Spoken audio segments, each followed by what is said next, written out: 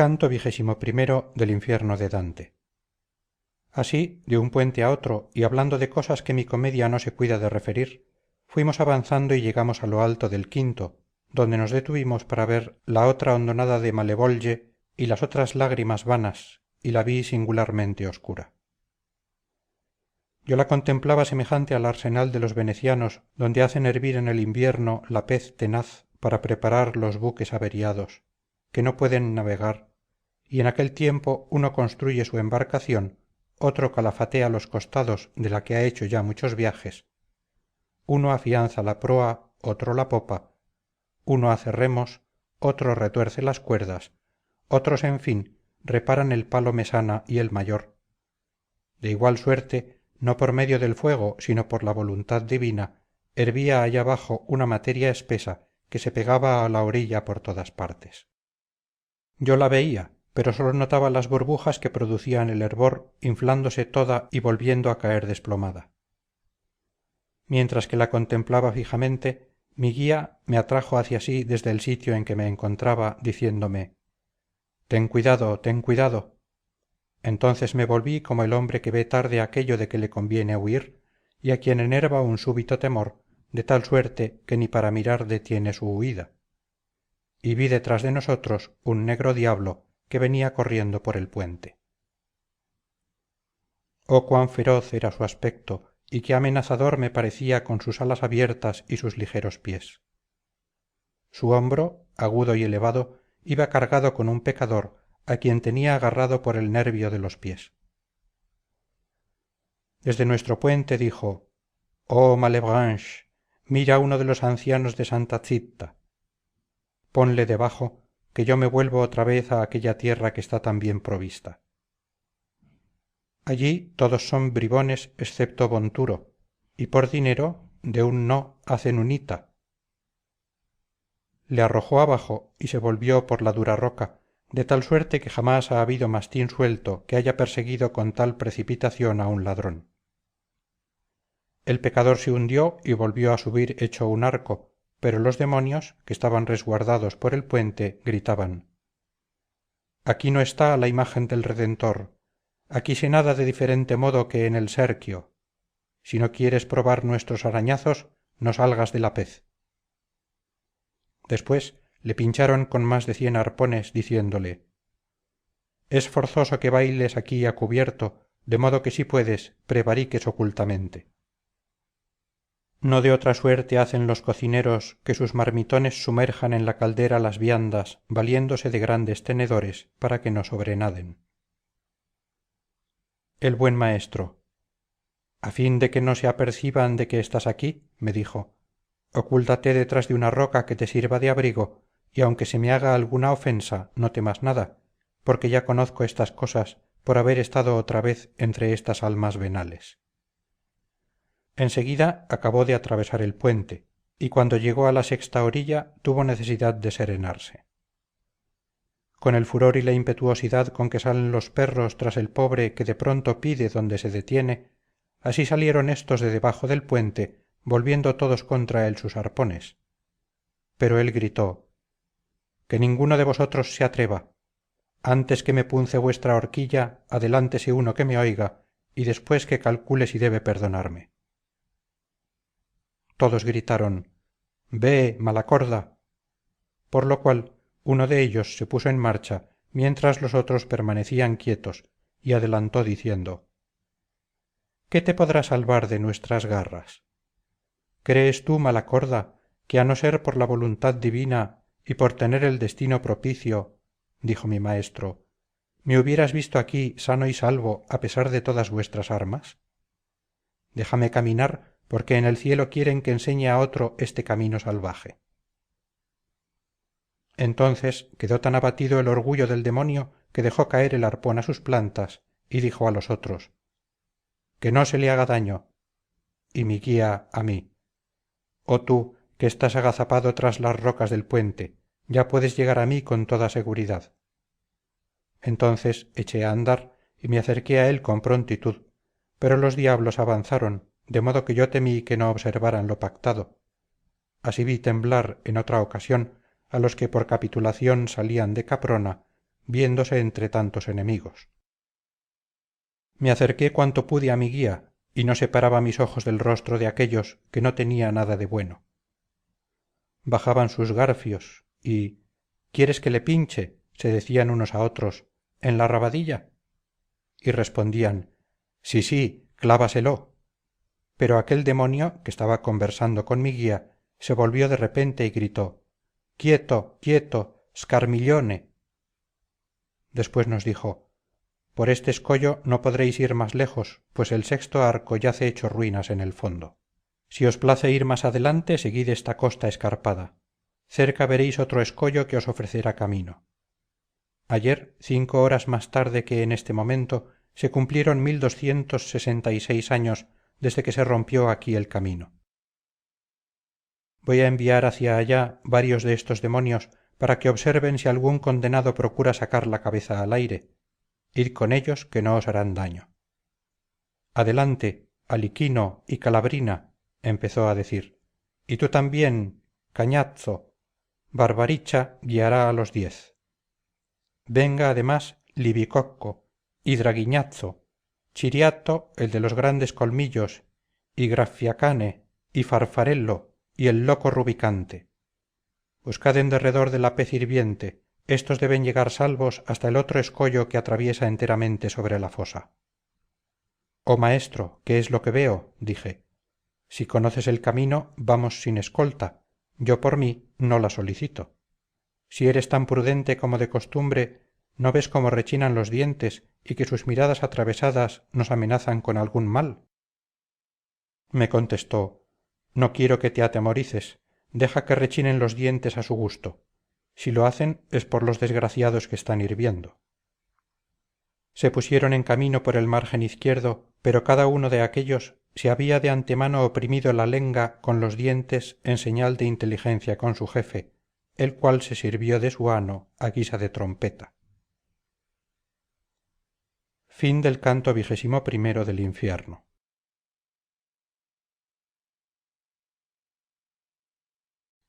Canto 22 del infierno de Dante.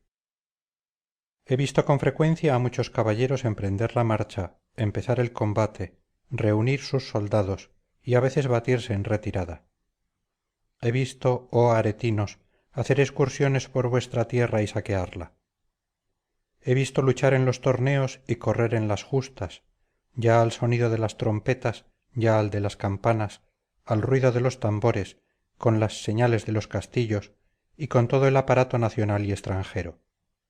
Pero lo que no he visto nunca, que yo sepa, es que tan extraño instrumento de viento haya indicado la marcha a caballeros o infantes. Jamás ya en la tierra o en los cielos guió semejante faro a ningún buque. Marchábamos juntamente con los 10 demonios, oh terrible compañía, pero en la iglesia con los santos y en la taberna con los glotones.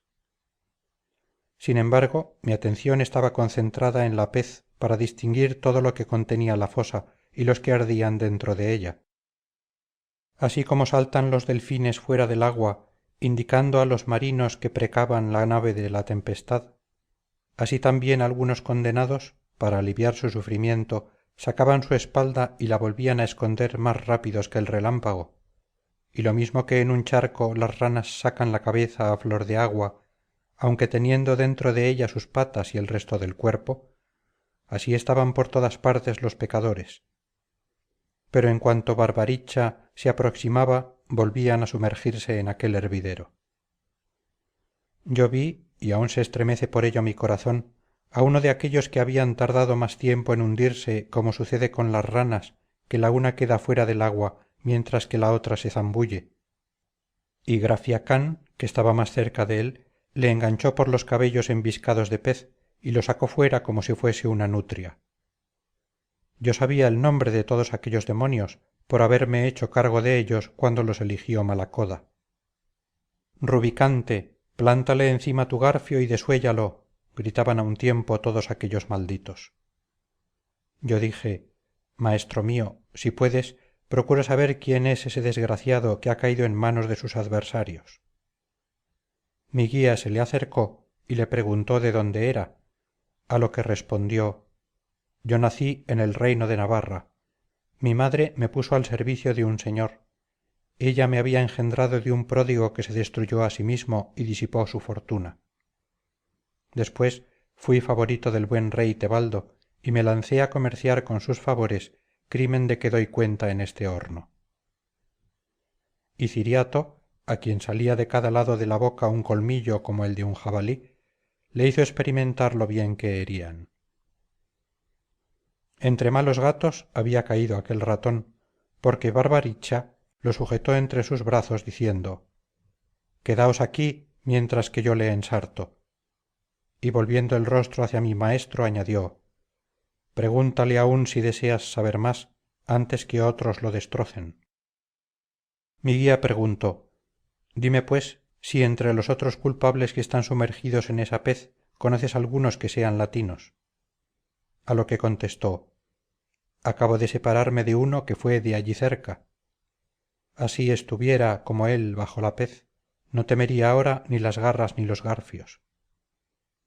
Y Libicocco: «Ya hemos tenido demasiada paciencia», dijo, y le enganchó por el brazo con su arpón, arrancándole de un golpe todo el antebrazo. Draguiñazzo quiso también cogerle por las piernas, pero su decurión se volvió hacia todos ellos, lanzando una mirada furiosa. Cuando se hubieron calmado un poco, mi guía no tardó en preguntar a aquel que estaba contemplando su herida: «¿Quién es ese de quien dices que te has separado por tu desgracia para salir a flote?» Y le respondió: «Es el hermano Gomita, aquel de Gayura, vaso de iniquidad, que tuvo en su poder a los enemigos de su señor, e hizo de modo que todos le alabasen. Tomó su oro y los dejó libres, según él mismo dice. Y con respecto a los empleos, no fue un pequeño, sino un soberano prevaricador. Con él conversa a menudo don Miguel Sánchez de Logodoro, y sus lenguas no se cansan nunca de hablar de las cosas de Cerdeña. Ay de mí, ved a ese otro cómo aprieta los dientes. Aún hablaría más, pero temo que se prepare a rascarme la tiña». El gran jefe de los demonios se dirigió a Farfarelo, que movía sus ojos en todas direcciones buscando dónde herir, y dijo: «Quítate de ahí, pájaro malvado». «Si quieres ver u oír a toscanos y lombardos», empezó a decir enseguida el desgraciado pecador, «haré que vengan, pero que esas malditas garras se mantengan un poco aparte, a fin de que no tema sus venganzas. Yo, sentándome en este mismo sitio, por uno que soy haré venir 7, silbando como acostumbramos cuando uno de nosotros saca la cabeza fuera de la pez». Al oír estas palabras, Cañazzo levantó sus narices y sacudiendo la cabeza dijo: «Oigan el medio malicioso de que se ha valido para volver a sumergirse». A lo cual contestó aquel, que tenía abundancia de estratagemas: «Soy en verdad muy malicioso cuando expongo a los míos a mayores sufrimientos». Aliquino no se pudo contener y en contra de lo dicho por aquel respondió: «Si te arrojas en la pez, no correré al galope detrás de ti, sino que emplearé mis alas para ello. Te dejamos la altura y la orilla como escudo, y veremos si tú solo vales más que nosotros». Oh tú que lees esto, ahora verás un nuevo juego. Cada uno de los demonios volvió la cabeza hacia el otro lado y el primero de todos fue el que antes era más recalcitrante. El navarro aprovechó bien el tiempo, fijó sus pies en el suelo y precipitándose de un solo salto, se puso al abrigo de los malos propósitos de aquéllos. Contristados se quedaron los demonios ante esta treta, pero mucho más el que tuvo la culpa de ella, por lo cual se lanzó tras él gritando: «Ya te tengo». Pero de poco le valió, porque sus alas no pudieron igualar en velocidad al espanto de Champolo. Este se lanzó en la pez y aquel cambió su vuelo de dirección, llevando el pecho hacia arriba. No de otro modo se sumerge instantáneamente el pato cuando el halcón se aproxima, de modo que éste se vuelve furioso y fatigado. Calcabrina, irritado con Aliquino por aquel engaño, echó a volar tras él, deseoso de que el pecador se escapara para tener un motivo de querella. Y cuando hubo desaparecido el prevaricador, volvió sus garras contra su compañero y se las hundió en el cuerpo sobre el mismo estanque. Pero éste, gavilán adiestrado, hizo uso también de las suyas y los dos cayeron en medio de la pez hirviente. El calor los separó bien pronto, pero todo su esfuerzo para remontarse era en vano, porque sus alas estaban embiscadas. Barbaricha, descontento como todos los demás, hizo volar a cuatro desde la otra parte con todos sus arpones, y bajaron rápidamente hacia el sitio designado y tendieron sus garfios a los dos demonios, que estaban medio cocidos en la superficie de aquella fosa. Nosotros los dejamos allí aún enredados. Fin del canto XXII del infierno.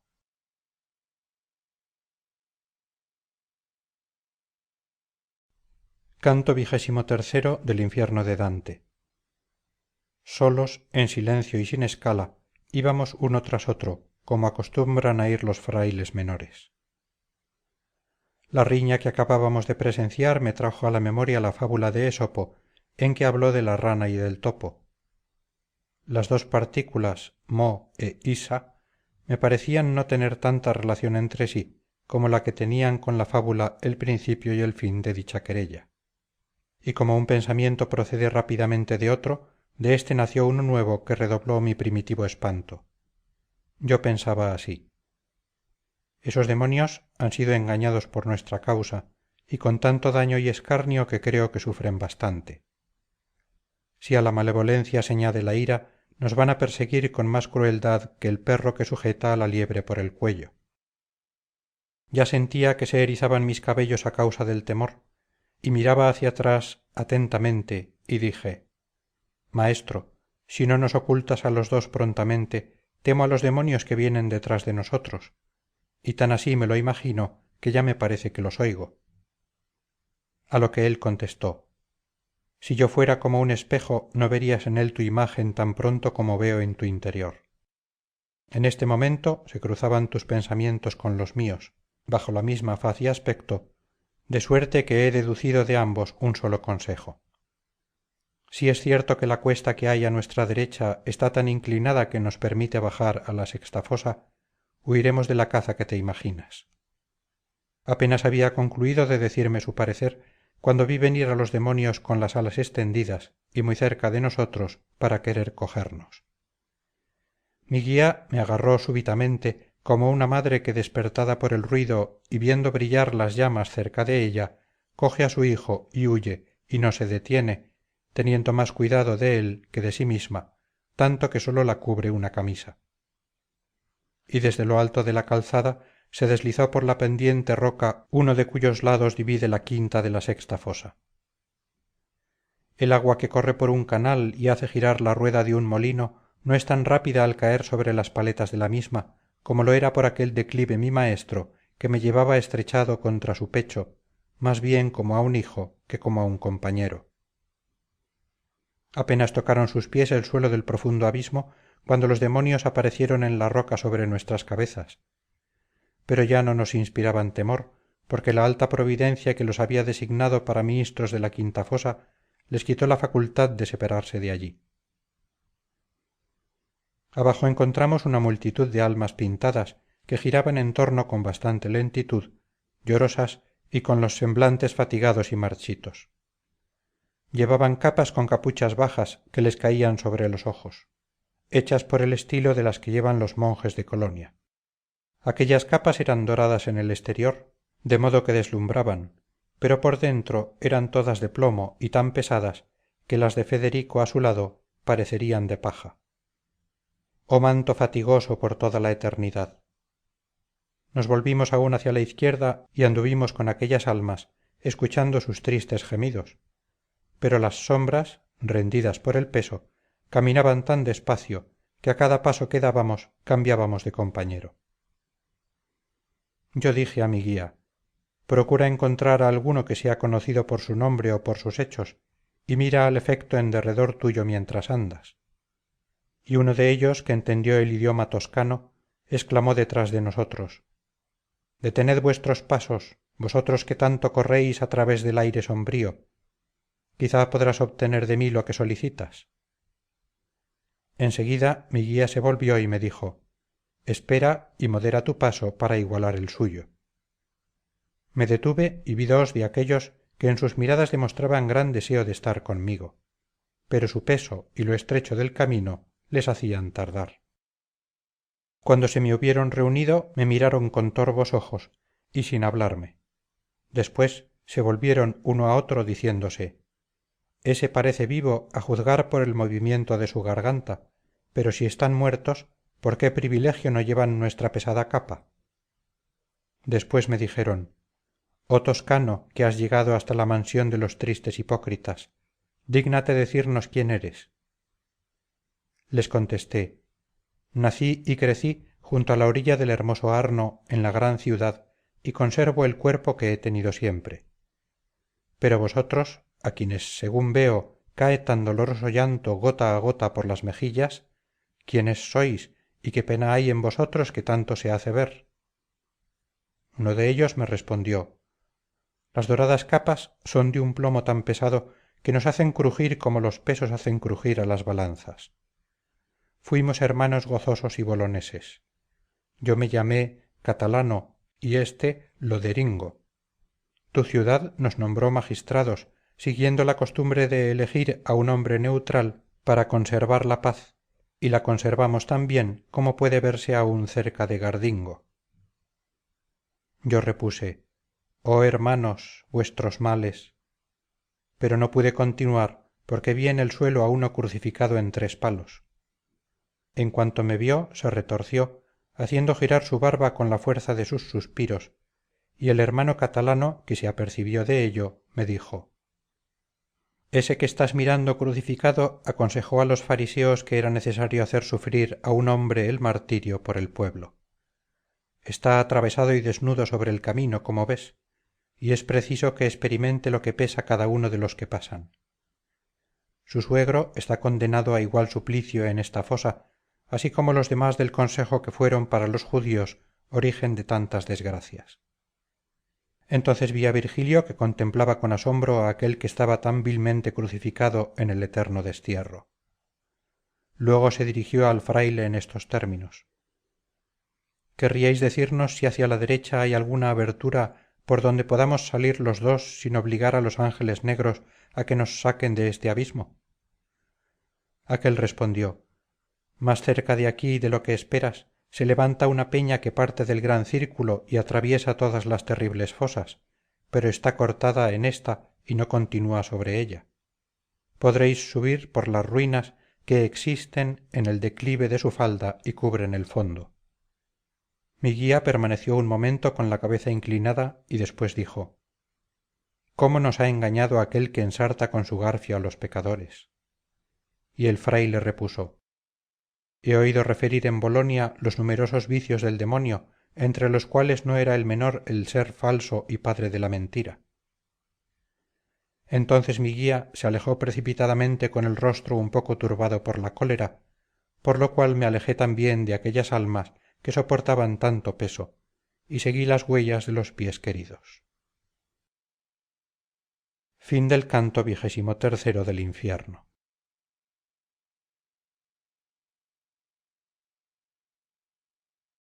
Canto XXIV del infierno de Dante. En la época del año nuevo en que baña el sol su cabellera en el acuario y en que las noches se dirigen hacia el equinoccio, cuando la helada imita en la tierra el color de su blanca hermana, pero durando sólo corto tiempo esta semejanza, el campesino que carece de forraje se levanta, mira, y al ver blanco todo el campo se golpea el muslo, vuelve a su casa y se levanta continuamente como el desgraciado que no sabe qué hacer. Después ríe y recobra la esperanza viendo que la tierra ha cambiado de aspecto en pocas horas, coge su cayado y sale a apacentar sus ovejas. Así mi maestro me llenó de espanto cuando vi tan turbado su rostro, y así también aplicó pronto remedio a mi mal, porque al llegar al derruido puente se volvió hacia mí con aquel dulce aspecto que tenía cuando le vi al pie del monte. Abrió sus brazos, después de haber pensado la determinación que había de tomar, contemplando antes con cuidado las ruinas, me cogió, y como aquel que trabaja, pensando siempre en la labor que emprenderá enseguida, del mismo modo, elevándome sobre la cima de una roca, mi maestro contemplaba otra, diciendo: agárrate bien a esa, pero antes prueba si tal cual es podrá sostenerte. aquel no era un camino a propósito para los que llevaran largas vestiduras, pues apenas podíamos, Virgilio tan ágil y yo sostenido por él, trepar de piedra en piedra. Y a no ser porque en aquel recinto era más corto el camino que en otro alguno, no sé lo que a él le hubiera sucedido, pero a mí me hubiera vencido el cansancio. Mas como Malevolge va siempre en declive hasta la boca del profundísimo pozo, cada fosa que se recorre presenta un margen que se eleva y otro que desciende. Llegamos por fin al extremo en que se rompe la última piedra. Tenía yo tan poco aliento en los pulmones cuando llegué arriba que no podía más, así es que me senté en cuanto nos detuvimos. Ahora es preciso que sacudas tu pereza, me dijo el maestro, que no se alcanza la fama reclinado en blanda pluma ni abrigado de mantas. Aquel que deja transcurrir su vida sin gloria deja en pos de sí el mismo vestigio que el humo en el aire o la espuma en el agua. Ea pues, levántate, domina la fatiga con el alma que vence en todos los combates, si es que no se envilece al mismo tiempo que su cuerpo. Tenemos que subir todavía una escala mucho más larga, pues no basta haber atravesado por entre los espíritus infernales. Si me entiendes, deben reanimarte mis palabras. Levantéme entonces, demostrando más resolución de la que verdaderamente sentía en mi interior, y dije, vamos, ya me siento fuerte y atrevido. Echamos a andar por el escollo que era áspero, estrecho y escabroso, y más pendiente que el anterior. Iba hablando para no parecer débil, cuando oí una voz que salía de la otra fosa, articulando palabras ininteligibles. No sé lo que dijo, a pesar de encontrarme en la cima del arco que pasaba por allí, pero el que hablaba parecía conmovido por la ira. Yo me había inclinado, pero los ojos de un vivo no podían distinguir el fondo a través de aquella oscuridad, por lo cual dije, maestro, haz por llegar al otro recinto y descendamos este muro, porque desde aquí oigo y no comprendo nada. Miro hacia abajo y nada veo. Te responderé, me dijo, haciendo lo que me dices. Cuando la petición es justa, debe satisfacerse en silencio. Bajamos por el puente desde la extremidad donde se une con la octava orilla, y entonces descubrí la fosa y vi una espantosa masa de serpientes, de tan diferentes especies, que su recuerdo me hiela aún la sangre. Dejé la libia de vanagloriarse con sus arenas que producen chelidros, yaculis y fares, e hidras y anfisbenas. Cesen la Etiopía y el país que está sobre el mar rojo de ostentar sus pestes y los malignos efectos de éstas. A través de aquella espantosa y cruel multitud de reptiles corrían gentes desnudas y aterrorizadas, sin esperanza de encontrar refugio o heliotropía. Tenían atadas las manos por detrás con sierpes, las cuales, formando nudos por delante, les oprimían los riñones con las cabezas y las colas. Y he aquí que uno de aquellos desgraciados que estaba cerca de nosotros fue mordido por una serpiente en el punto en que el cuello se une a los hombros, y en el breve tiempo que se necesita para escribir una O y una I, se encendió, ardió y cayó reducido a cenizas. Pero apenas quedó consumido en el suelo, se reunieron aquellas y volvieron a formar de improviso el mismo cuerpo de antes. Así suponen los grandes sabios que muere el fénix y renace cuando está cercano a su quinto siglo. No se alimenta de hierba ni de trigo durante su vida, sino de amomo y lágrimas de incienso, y su último nido está formado por nardo y mirra. Y como aquel que cae y no sabe cómo, a impulsos del demonio que lo arroja en el suelo o por alguna opresión producida por su temperamento enfermizo, cuando se levanta se queda asombrado de la cruel angustia que ha sufrido y suspira al mirar en torno suyo, así se levantó el pecador ante nosotros. Oh, cuán severa es la justicia de Dios que hace estallar su cólera por medio de tales golpes.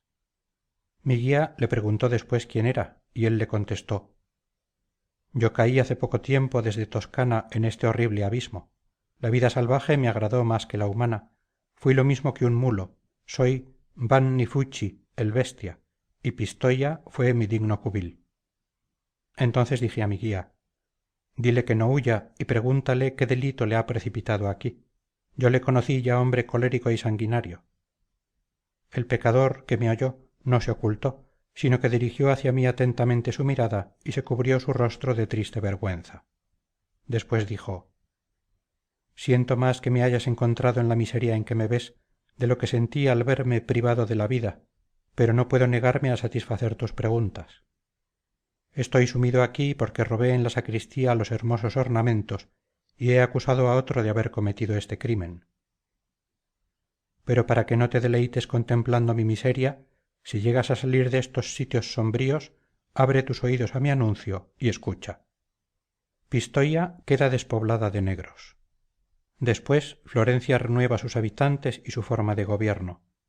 Marte hará salir del valle de Magra un vapor que, envuelto en sombras nieblas y en tempestad impetuosa y terrible, se desencadenará sobre el campo piceno, y allí, desgarrándose de repente la nube, aniquilará a todos los blancos. Te he dicho esto para que te cause dolor. Fin del canto XXIV del infierno.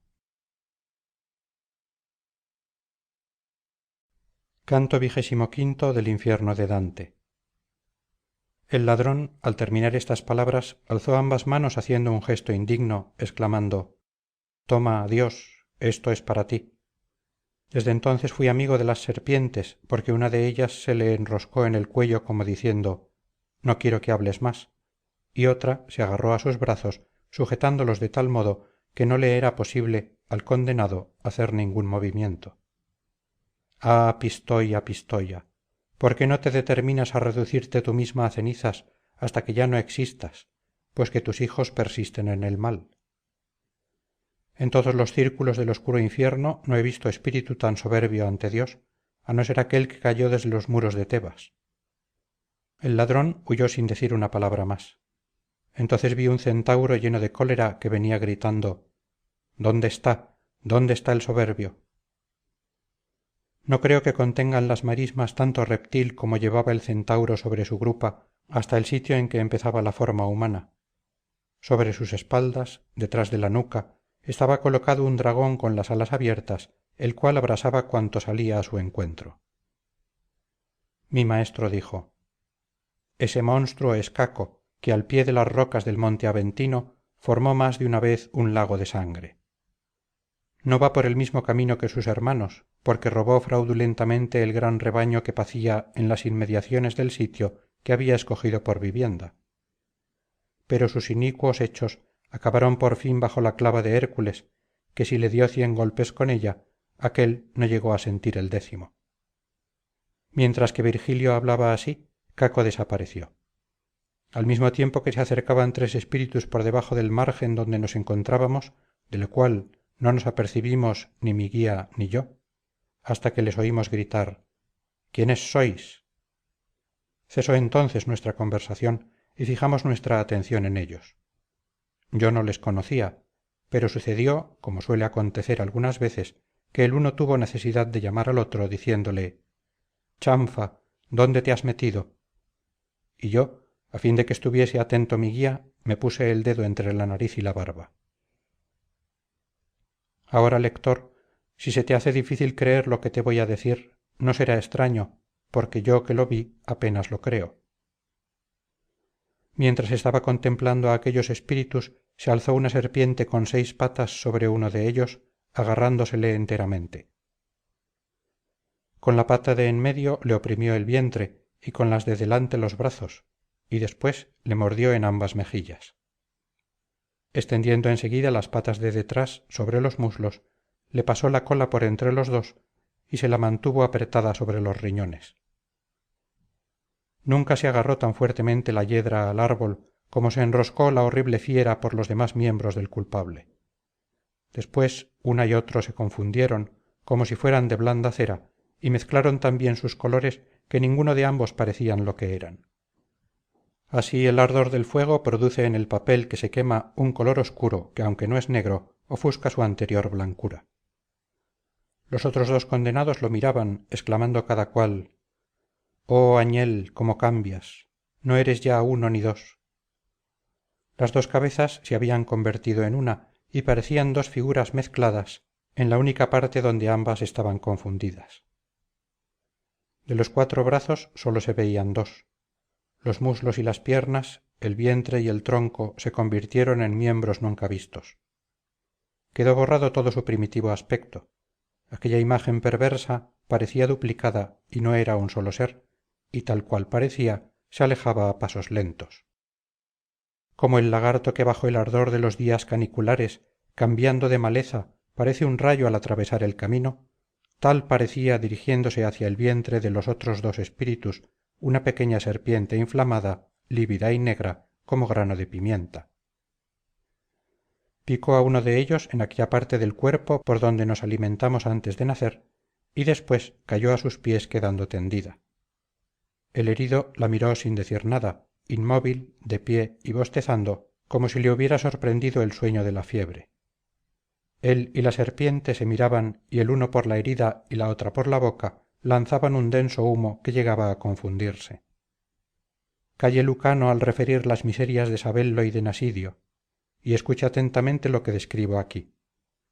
Calle Ovidio al ocuparse de Cadmo y Aretusa, que sí, en su poema, convirtió a aquel en serpiente y a ésta en fuente, no le envidio. Ovidio no transformó jamás dos naturalezas frente a frente, de tal modo que sus formas cambiaran también de materia. El hombre y la serpiente se correspondieron de tal suerte que cuando ésta abrió su cola en forma de horquilla, el herido apretó sus dos pies. Las piernas y los muslos de éste se estrecharon tanto que en poco tiempo no quedaron vestigios de su natural separación. La cola hendida de la serpiente tomaba la figura que desaparecía en el hombre y su piel se hacía blanda al paso que dura la de aquél. Vi entrar los brazos del condenado en los sobacos y las dos patas de la fiera, que eran cortas, se alargaban tanto cuanto aquéllos se encogían. Las patas de detrás de aquélla, retorciéndose, formaban el miembro que el hombre oculta, y el del miserable dividióse en dos patas. Mientras que el humo daba el color de la serpiente al hombre y viceversa, y hacía salir en aquélla el pelo que quitaba a éste, el uno, es decir, la fiera transformada en hombre, se levantó y cayó el otro, pero sin dejar de lanzarse miradas feroces, ante las cuales cada uno de ellos cambiaba de rostro. El que estaba de pie lo encogió hacia las sienes, y de la carne excedente se le formaron las orejas en sus lisos carrillos. La parte del hocico de la serpiente que no se replegó en la cabeza quedó fuera formando la nariz del rostro humano y abultó al propio tiempo convenientemente los labios. El que estaba en el suelo extendió su boca hacia adelante e hizo entrar sus orejas en la cabeza como el caracol hace con sus cuernos, y la lengua, que estaba antes unida y dispuesta a hablar, se hendió al paso que se unía a la lengua hendida del reptil, dejando de lanzar humo. El alma que se había convertido en serpiente huyó silbando por la fosa y el otro, hablando detrás de ella, le escupía. Volvióle después sus nuevas espaldas y dijo al condenado: «Quiero que vuoso se arrastre por este camino como yo lo he hecho». De tal suerte vi yo en la séptima fosa cambiarse y metamorfosearse dos naturalezas, y sírvame de excusa la novedad del caso si mi lenguaje no es florido. Aunque mis ojos estuviesen turbados y mi espíritu extraviado, no pudieron huir las otras dos sombras tan ocultamente que no reconociese a Puccio Sciancato, el único de los tres espíritus de los llegados anteriormente que no cambiara de forma. El otro era aquel que tú lloras, oh gaville. Fin del canto XXV del infierno.